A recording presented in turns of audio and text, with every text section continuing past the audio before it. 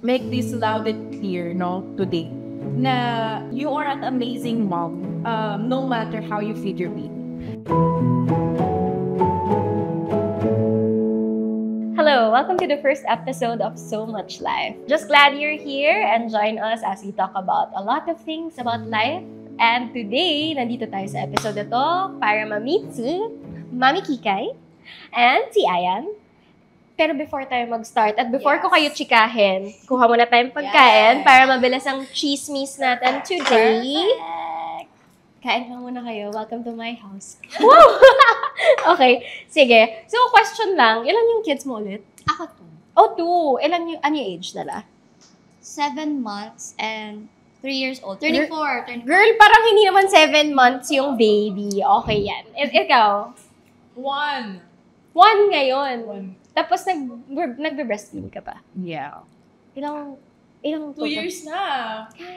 Wait lang. 2 years? Yes. Sobrang tagal na. 2 years and 6 months. Pero, they said breastfeeding is natural. Pero bakit yung iba, parang feeling nila, nagfe-fail sila from day 1 pa lang. So, I guess, ikaw?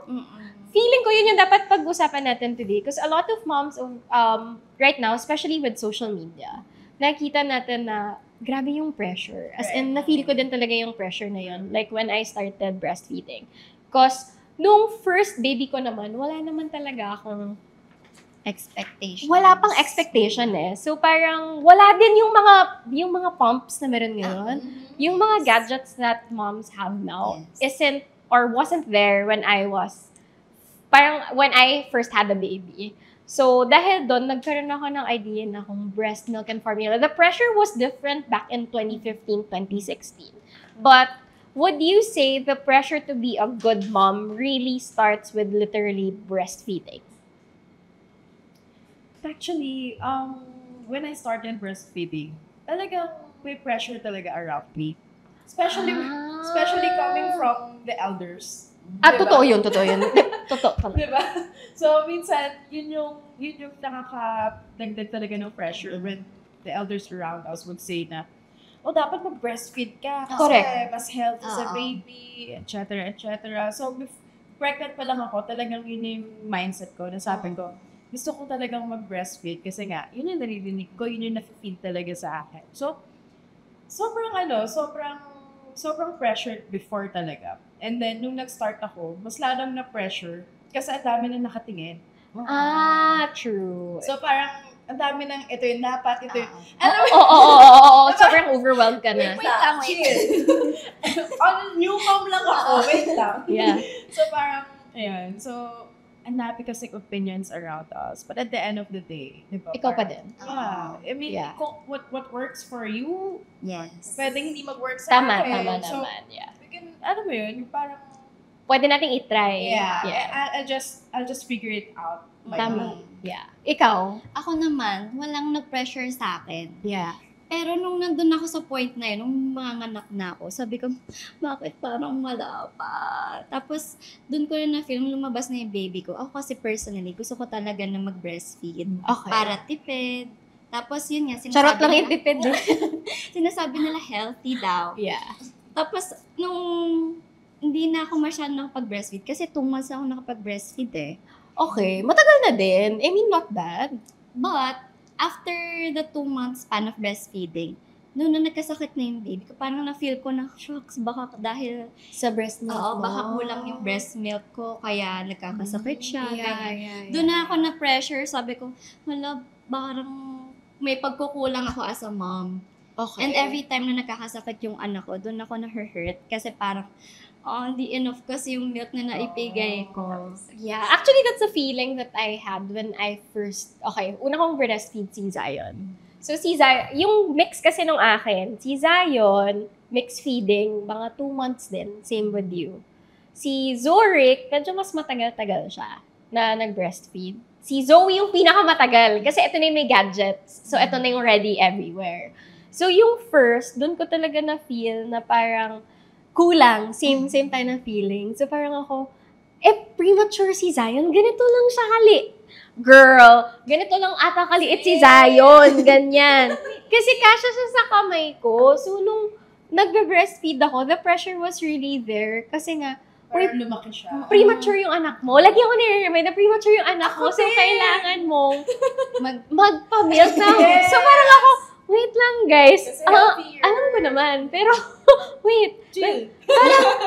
Di ako makahinga. Pero kasi totoo talaga yun. And same feeling. So, parang habang pinapa-feed ko siya, hindi kasi siya yung parang, hindi yung baby. Di ba may baby na magaling talaga mag-suck ng milk? Eh, si Zion, very, very lit, very subtle. So, it feels like parang, may nakuha ba siya sa akin or wala? So, parang the question was, kasi syempre hindi mo naman nakikita, di ba, habang nag-feed ka. Mafi-figure out mo na parang busog na sila kasi bibitaw sila. So, parang nung time na yun, sabi ko, shucks, enough ba talaga yung meals na nabibigay ko? Yung supply. So, I had like supply issues. That's why, during Zion's time, that's when I decided na parang, baka kailangan ko mag-mix feed. Pero like, anong na-feel mo nung nag-start ka mag-mix? And sino yung nag-suggest? For mixed feeding, actually, nag-start din kami nung newborn pa lang yung baby namin. Kasi wala talagang lumabas at first. Okay. So, kahit nag-try ako mag-pump, ganyan. Yeah. Pag napapump ako, parang wala pang 1 ounce yung napaproduce. Oh my God, medyo ganun din yung kay Zion sa akin. Super onte. So, nag-start kami, pinakauna, nag-formula kami kasi lumabas din si Kaiden noon, firstborn Yeah. ka na. Hindi siya premature, pero nakakain siya ng poop. Oh. So, parang nagstay pa kami ng NICU. matagal sa NICU, ganyan. And since wala pa akong milk, kailangan niya na ng something to... Hindi siya binigyan ng breast milk sa hospital. No, bigyan.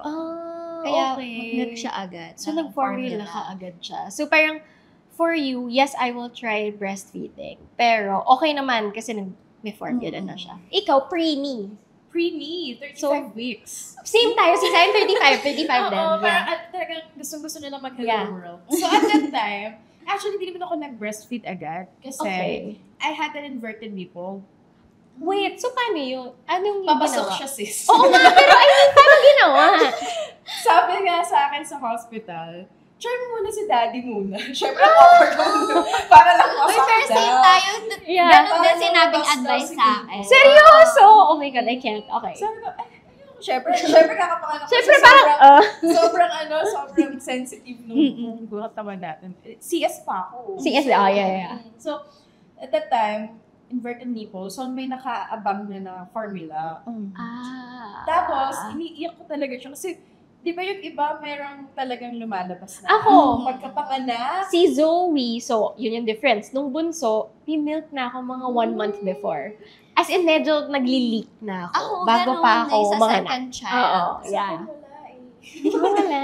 Okay. Mga 3 days kami sa hospital kasi since 35 weeks. Yeah. diba? Tapos, naniko pa siya. Pero sabi naman kami umuwi kasi everything's normal naman.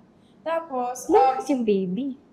Okay. Tapos, so, tinatry. Ayaw talaga. Umiiyak na ako kasi yung prayer ko talaga, gusto ko mag-breastfeed. Yeah. So, sabi ko, gusto ko talaga mag-breastfeed, Lord. So, pray ako ng pray. Tapos, pinagpa-pot pa ko.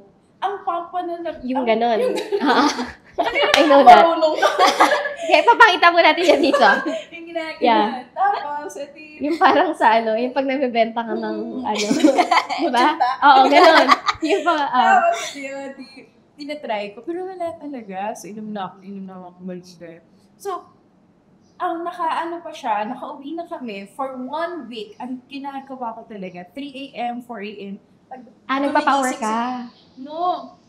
Talagang ginaganon ko talaga siya. nilalatch mo Kahit siya. ayaw niya kasi siya. nga malawang nipple. Yeah. Pinipilit ko talaga kasi kailangan lumabas ng nipple. Oo. So talagang kahit iyak siya ng iyak, tinatry mo. Tinatry Oh ko, my pinipilit. God. Yeah. pero syempre, may nakaabang na formula Yeah. na just in case na talaga kailangan niya na talaga kumain. So, 1 week kaming ganun. And then after a Ang week, hirap. natutunan ng mag-latch. Oh, Yes! super saya ko talaga. As in, witness yung mom ko kasi nung pagkapanganak ko, doon muna ako sa bahay ng Yeah. mom ko na dumiretso. So, si mommy talaga yung sumasama sa 3 a.m. gising siya, 4 a.m. Just to, Very lola. talaga, very lola talaga. Feeling na nga siya ng nanay. Okay lang ba? so, nung nakapag-latch siya, ayun na, tuloy-tuloy. Ang naging struggle ko naman was, ang painful niya. Super sakit.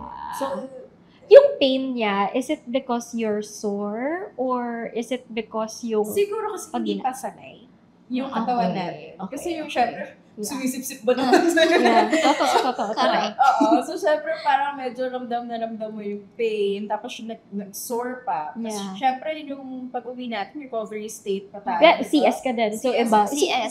CS moms pala tayo lahat. Okay. Nilalagnat pa ako it all. Yeah. Pero we need to, we're parang meron na agad tayong responsibility to. Correct. Wala ka pwedeng sabihin na may sakit ako. Yes! So, alaga agad ng baby. So, that time talaga super painful. And then, what I did was, I really researched about breastfeeding and all. So, then I learned, meron palang tamang posisyon when it comes to breastfeeding. So, Okay. it has to be tummy to tummy. So, tummy to tummy pala. Okay. Wait, inisip ko kung ginawa ko ba yung tummy to tummy. Parang, okay, tapos? And then, when I started doing that, hindi na siya painful. As in, super smooth na. Talagang wala Okay na. So, naging comfortable ka Naging na. comfortable na siya. Actually, I posted a content about that, yung sa tummy to tummy. Nagulat ako na a lot of moms. Hindi talaga alam. Hindi alam. Yeah. So sabi ko, shocks kaya ba? Napaisip din ako nung sinabi mo eh. Parang, ginawa ko Kasi ba diba, yun? a lot of moms, especially breastfeeding moms out Yeah. there, usually talaga nag-struggle nila. It's painful, but ang sakit. Yeah. Ang sakit. So, hindi siya because of the latch of the baby. No, it's because of the Position. Okay. So, it has to be tummy to tummy. Kasi diba usually ang alam lang natin, Naka-cradle kasi lang. Okay na. Tapos, naka-up front yung bata. Tapos yung ulo nila yung nakadete. Yeah. Hindi pa nagka. Dapat yung buong naka-side view talaga siya na buo. Ganun Okay. pala siya. So, Ikaw, nung trinay mo, alam ko kasi yung feeling na may nakaabang na formula. So, so the difference is, with the different kids, nung alam ko may nakaabang na formula, Parang hindi ako nagiging masipag. dependent Oh, ka. exactly! Ganun ka din? May times na ganun, parang pagod na ako, tapos ang sakit-sakit na, tapos parang wala talaga siyang sabi ko, meron pa bang lumalabas? Parang, timpla ka na lang ang gatas dyan. Yun yung pero with that one, nagkaroon ka ba ng mom guilt? Or guilt trip ka ba ng anyone around ako you? guilt trip talaga ako na, huwag ka mag-inarte, tiisin mo yung, ako tinitiis ko talaga yung pain, pero kapag na-feel ko na kasi may times na parang, ang tagal niya nagsasak, more than 1 hour na, may lumalabas pa ba sa akin? Okay. So, doon ko na-feel na, wait, parang gutom pa din siya, parang hindi Parang pa hindi siya enough. nabubusog, Kaya sabi yeah. ko, kailangan na magtimpla pa. Yeah, ako din Yun yung feeling na meron ako nung alam kong may formula. Kasi parang automatic na, ay, parang gutom pa siya. So, templa na lang tayo. Kasi yun yung feeling versus nung kay Zurich. So, ang difference is si Zurich, mga 4-5 months kami na breastfeeding lang. Nung kay Zurich, wala, sige, sipag, latch ka dito. Kasi wala tayong choice, walang nakaabang. So, parang the feeling is different.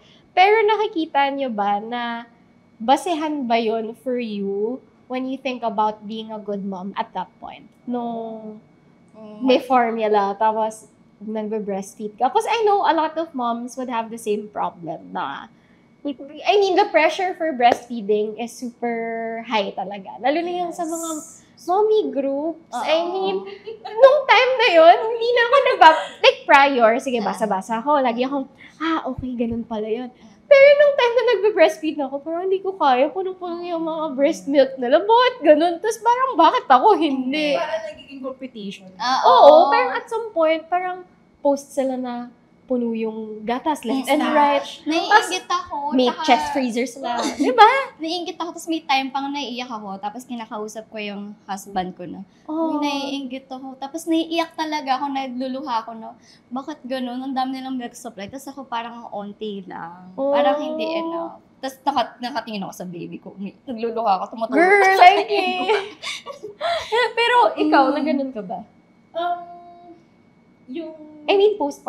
Part of postpartum Actually, mas sa akin as a breastfeeding mom, mas na-experience ko talaga yung roller coaster na emotions. At the same time, yung struggles, talaga na-experience ko talaga. Kasi, alam niyo yung cluster feeding? Yeah, At 3 a.m., correct. yung pagising mo, Nakapikit ka. tapos pagtingin mo sa asawa mo, umiiyak. Sarap ng tulog nila, diba? Tapos pagising ka, bakit ganito? to. Parang pwede ikaw na lang magpa-birth. So parang, yung dun sa cluster feeding, yung sa latch, yung struggle sa latching, sobrang dami kong na-experience when it comes to breastfeeding. So parang, kumbaga parang, yes, I have chosen that path, pero, you know what, at the end of the day, hindi naman siya kung anong klaseng feeding options yung gagawin. Actually, true. At the end of the day, parang, it's about, basta sure ka that Nakakain your siya. child is fed, Tama. your child is loved, Uh-huh. your child is thriving.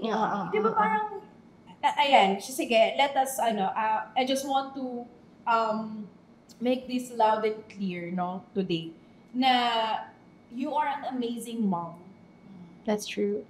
no matter how you feed your baby. Tama. Hindi Diba? kasi the pressure kasi is real. I think it Yes. was amplified even more with social media being Right. there.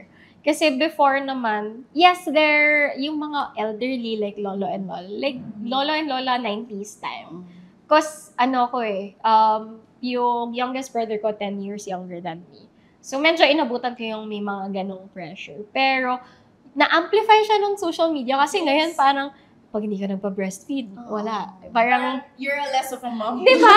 Yung iba kasi yung mga comment, yung parang, Same with, Miss Van, same with, yung, kung paano ka nanganak. CS or normal. Oh, Exactly. Yeah. Kasi na parang hindi mo totoong naranasan yung motherhood Kapag CS ka.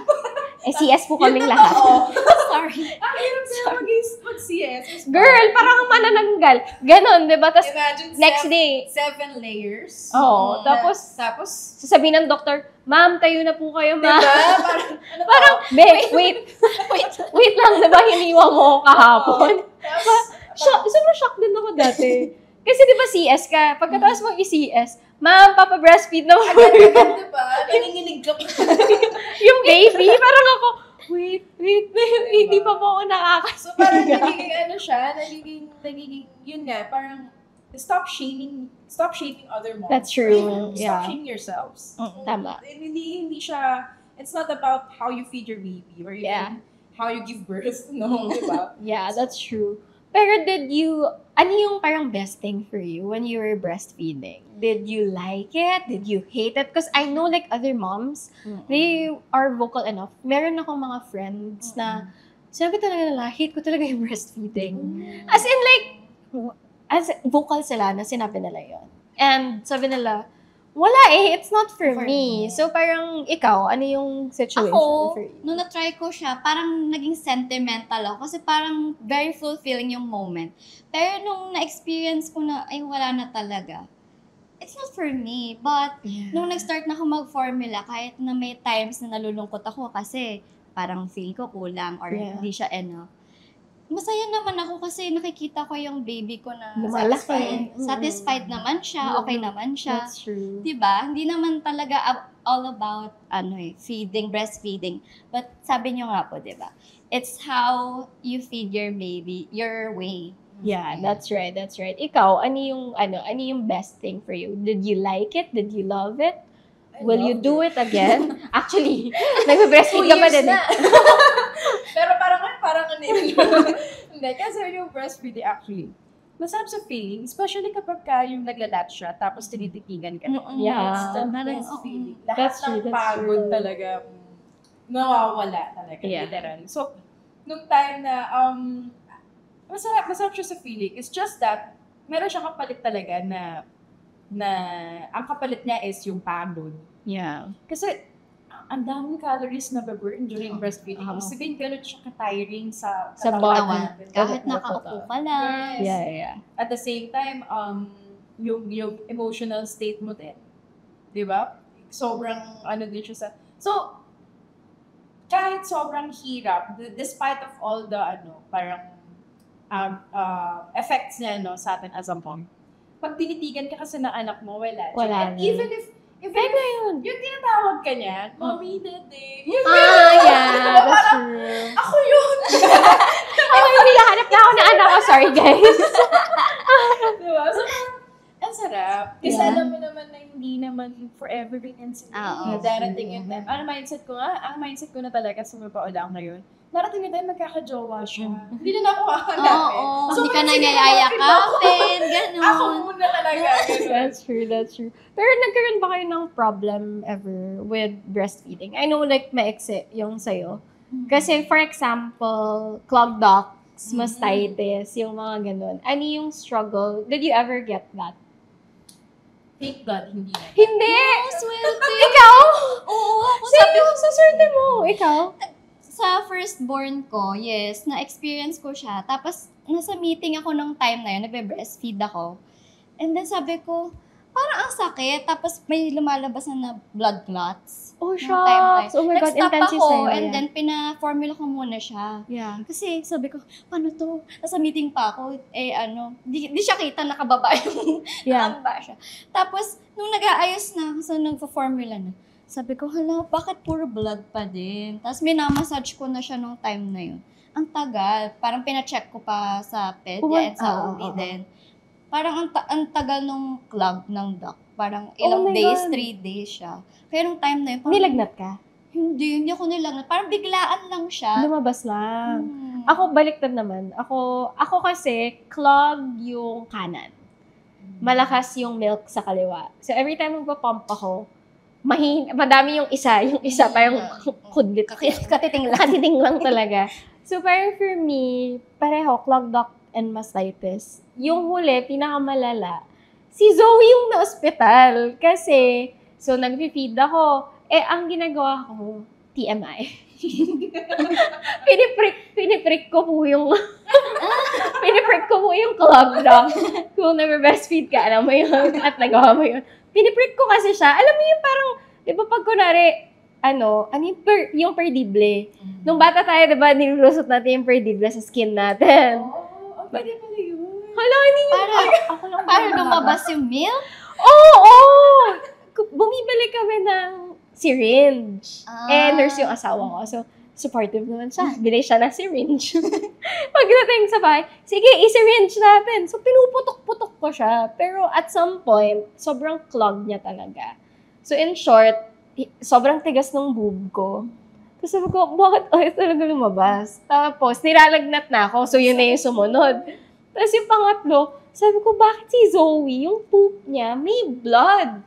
So, doon na ako, oh shit, dikit-dikit to. I mean, parang, what I was doing was also affecting Zoe na. So, pareho kaming na-ER. Dahil nga ganun. So, parang after nun, yun din yung time na nag-start siya mag-wean. Kaya maaga nag-wean si Zoe. Because at that point, mga siguro 9 months siya. Nag-wean siya. Nilagnat ako ng bongga. So, ayaw niya mag-feed sa Kasi akin. mainit. Mainit. Nag-feed sa'yo kahit mainit ka. Mainit, malamig, makuha lahat. Oh, seryoso?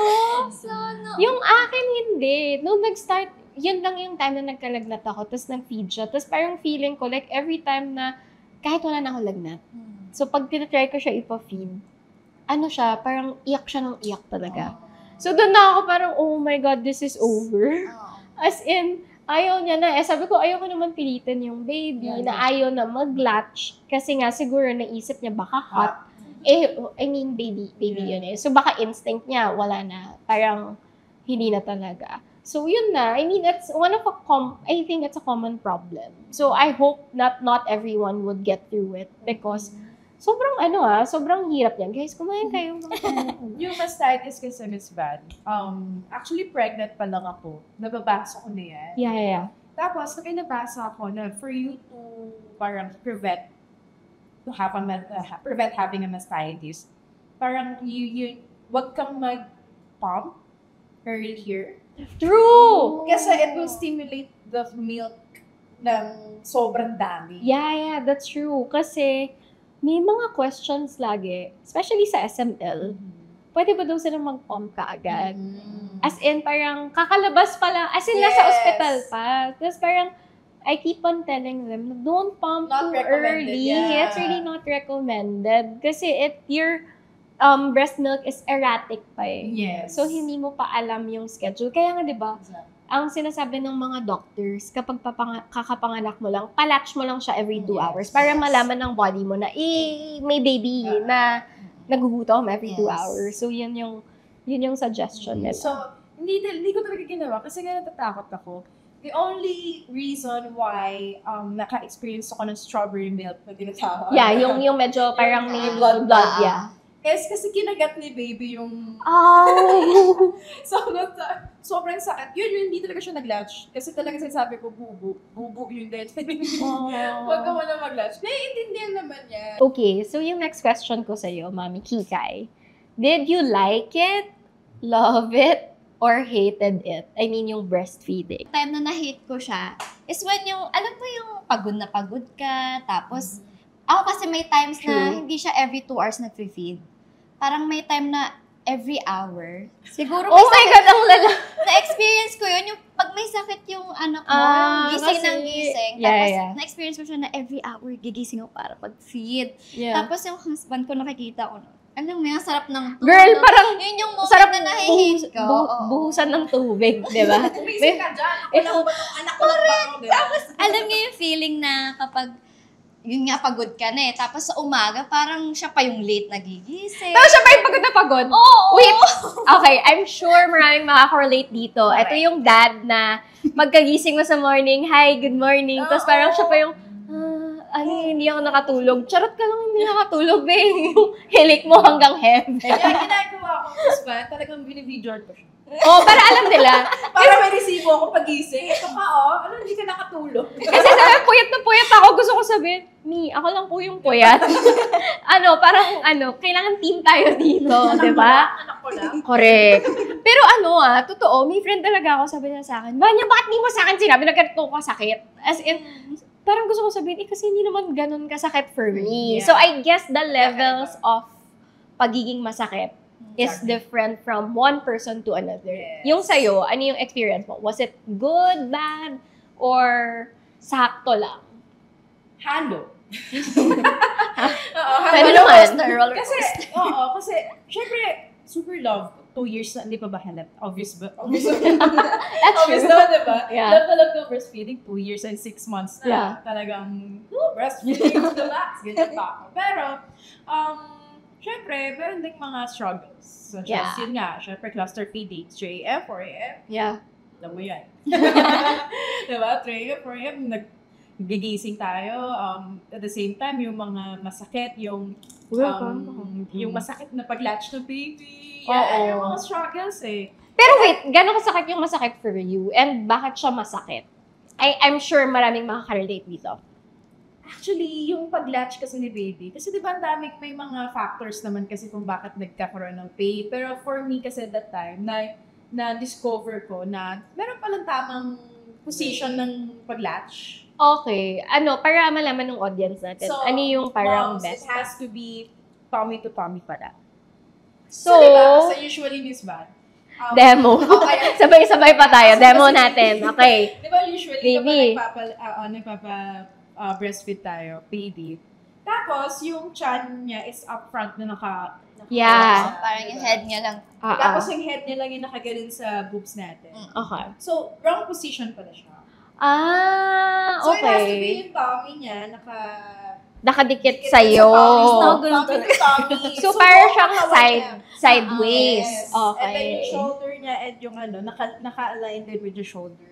Okay. So, meaning ng good latch is yung naka-open. Tama ba? And Tama open, diba? open, Open yes. yung mouth niya. Actually, ginagawa ko pa. Same. So, kailangan, para mahanap mo yung good latch ng baby, you have to try to, di ba, parang ita-touch yung dito niya. Yung nipple, parang ang ginagawa ko before, yung nipple talaga, inaano ko siya sa lower lip. Yun, parang mag-open. Parang hahanapin. Okay. So, that's what a good latch is. Yes. Okay. So, of course, pag painful, you have to check if your position is right. Yeah. So, right position, at the same time, good latch din dapat yung sa mouth. Okay, pero wait lang. Disclaimer. There Disclaimer, are I'm latch... not an expert. Ayan, okay. May mga latch consultant po na Yes, tinatawag or exactly. breastfeeding consultant. So, just in case, I also did that noon. Because at some point, nung nagkasakit din ako na nagpapa-breastfeed ako, humina yung milk ko. So, I had to go to a consultant to ask kung ano ba yung pwede kong gawin. So, marami siyang questions eh. Actually, magaling yung mga consultants if you want to try you can contact a lot of different breastfeeding consultants out there. They're usually doctors, either an OB or a pedia na nagsa-specialize sa breastfeeding. Tapos sasabihin nila sa'yo, as in yung series of questions nila is a bit probing to figure out where the lack of milk supply comes from.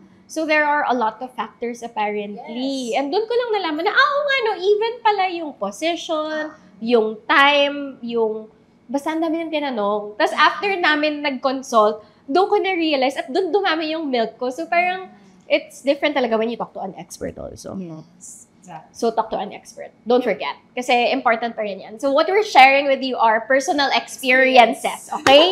Baka mamaya may mga basher tayo dyan.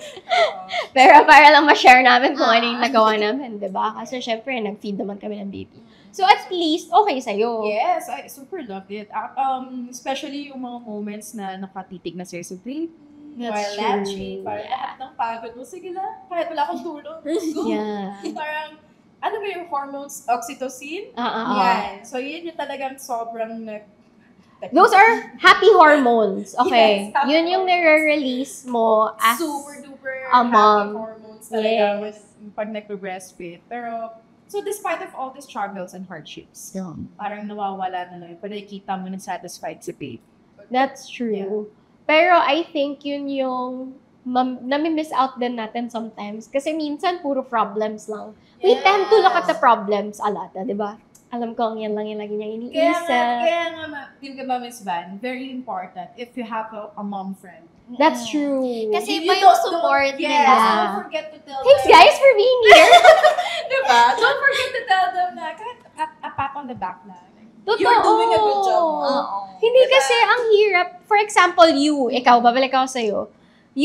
Sabi mo kanina, wala ka pang mom friends because Yes, wala your pa. batchmates are technically parang mga bagets pa. Yes, bagets. So, ano yung feeling naman na wala kang ma-sharean bilang nasa mom friendships na tayo? Nahihirapan ako personally. Kayo, kung meron kayong may mga mommies ba dyan na like me? Kasi ako, na-experience ko nung time na yun. Hindi ko alam paano ko i-approach yung friends ko or paano ko sila i-ask. Kasi Tsaka paano mo wala silang tatanungin? experience. Exactly. So ako, nag-a-ask ako sa mga mas older. Yeah. Or yun, mag-join ako sa mga mom groups, ganyan. Yeah. Pero iba pa rin kasi talaga kapag ka-level mo or ka-batch mo. Oo.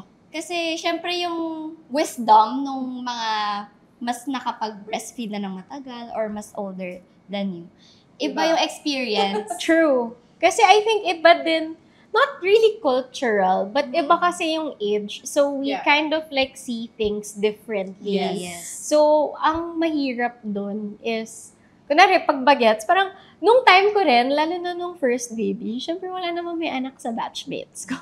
So, parang ako, kanino ko ba itatanong to? Buti nga ngayon, parang marami na akong ka-work, na may mga anak na rin. So, it's kind of easier talaga to have someone to talk to. That's very, very important. Important, yeah. Especially for postpartum, ha. We know that there's postpartum depression. So, nakakatulong na may friends kayong Yes. kausap. Kasi, even if kapitbahay nyo, chismisan lang na mabilis, diba? Basta meron ka lang Outlet. Outlet. na mailabas mo ng lahat ng gusto mong ilabas na emotions. Kasi Yeah. sometimes ang hirap, especially as a mom, di ba? Kasi you're handling an infant, you're handling a child, Yeah. technically. Tapos yung utak mo, ang daming nangyayari sa utak mo. Yeah. That's why it's very, very important na you have someone to talk to talaga. Oo. Support. And Support. yung simple, good job, mom. Yung Oo. simple, hey, Uy, you're doing a good job, Yeah. Uy, ang cute ni baby, lumalaki na si Oo. baby. Shout out talaga sa Sobra. mga friends dyan, kahit na wala pang mga anak, na sinusuportan talaga Yes. yung mga Oo. friend nila na mommies na. Na-experience ko naman yan sa mga friends ko In na. fairness. Oo, kahit di sila moms, nandyan sila na, Yes. uy, okay ka pa ba? Nangangamusta sila. Okay. Tapos magvi-visit pa sila. Minsan gusto nila alagaan yung baby ko. Parang na-feel ko yung, na pinamahal pa rin ako ng friends ko kahit na may iba kaming mga pinagkakabisihan or priorities. Correct. So it's really good to have like that set of friends overall, no? Talagang it makes all the difference. But I guess siguro to wrap up this session, pero ano yung siguro if you would describe breastfeeding or feeding your baby as a whole, whether it's breastfeed and a mixed formula feeding, ano yung sa tingin yung view nyo on things? Is it fed is best or breastfeeding pa din talaga ang pinaka-king? Umpisa natin sa'yo dahil 2 years ka na nag-breastfeed. That is best. While I chose the path of breastfeeding, I still believe na at the end of the day, hindi nasusukat yung pagiging isang ina mo. That's true. Totoo naman. Isang ina, hindi yan nasusukat sa kung paano mo i-feed yung anak mo. So, no matter what feeding choice na Tama. gawin mo, it's either breastfeeding, it's either bottle feed or formula or mixed feed. At the end of the day, basta yung anak natin ay loved, fed, thriving, that's all that matters. That's So, true. hindi siya yung, so yun nga, again, I would say na let's stop treating let's stop treating the feeding choices like a competition, because it's not. Tama. Hindi siya competition pa. So, kasi maraming factors kung bakit hindi nakakapag-breastfeed ang isang mom. Yeah. So, it's either they're working, Yes. it's either wala silang time, yun nga, hindi masyadong pinagpala sa milk supply. So, hindi natin alam yung pinagdadaanan ng mga moms. So, let's stop shaming each other. Tama. Let's just start supporting each other, Yes. empowering each other. Woohoo! Ganyan, diba? Gusto ko yung cheer. Yes. That's true, that's true. Tama. Basta naman napapakain. Ikaw? Siyempre, fed is best talaga. Wala na akong pake kung anong sabihin ng iba dyan na breastfeeding talaga pa yung maganda. Nung na-experience ko na, lalo na nakapag-usap tayo dito, agad na talaga yung experience na hanggat may sumusuporta sa'yo na it's okay, okay lang yan. Okay lang yun. Pag happy ka, happy yung baby mo, everyone's happy. Huwag mo nang isipin yung mga taong nasa paligid. Bakit sila ba yung kakain ng milk ng baby? Di ba hindi naman? So yun, din lang naman. Medyo may gigil ka ng only doon. Meron po siyang pinapatamaan. Tag mo na lang. De, joke lang. Okay, so I guess yun yung makukuha natin today. I know it's breastfeeding month soon and we really celebrate breastfeeding. But at the end of the day, like what Dave said, fed is best. Basta nakakakain ang ating mga baby at lumalaki sila ng maayos, naaalagaan natin sila. Talagang nandyan lang ang ating mga choices. Huwag po tayo masyadong ma-pressure sa mga nababasa natin online. These are all external factors. At sabi nga ni Ayan, iba-iba yung factors natin as a mom kung paano tayo mag-breastfeed at makapag-produce ng milk. So let's not put pressure to ourselves because whatever our choice is, I know that it's gonna be best for our baby. So thank you so much for today. And sana marami po tayong natutunan. And we'll see you in the next episode. Bye!